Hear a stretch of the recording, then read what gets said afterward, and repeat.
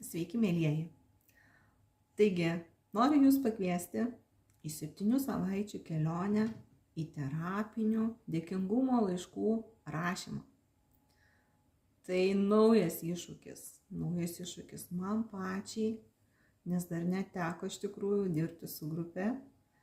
Ir naujas iššūkis žmonėm, kurie vis klausia, kada ir ką tai man duos. Nėra atsakymo kada. Kai jūs paleisite, kai jūs išmoksite dėkoti ir būti visada už viską dėkingi, tada ir ateis tas stebuklas, manau. Pas kiekvieną jisai skirtingai. Pas vienus anksčiau, pas kitus vėliau.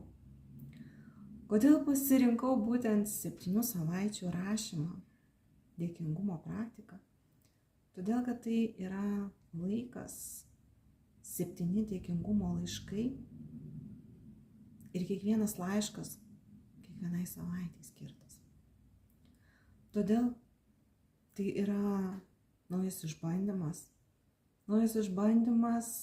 paleisti mintis, paleisti savo pojūčius, įsitikinimus, atsisveikinti su nuoskaudom, savigraužom, kalte. Tai naujas kelias į save. Ir aš noriu Jūs palydėti šiuo keliu. Noriu būti drauge, noriu padėti, noriu palaikyti, tuo pačiu eiti kartu. Viskas, ką mes keičiame savo požiūrį, keičiame savo mąstymą ir nustojame kaltinti save. Priimame situacijas visai kitų kampų, priimame taip, kaip yra.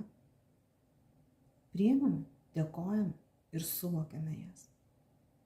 Todėl kviečiu Jūs prisijungti nuo Liepos 1 dienos į mūsų uždarą grupę ir ten mes darbuosimės, palaikysime ir būsime kartu. Iki susitikimo.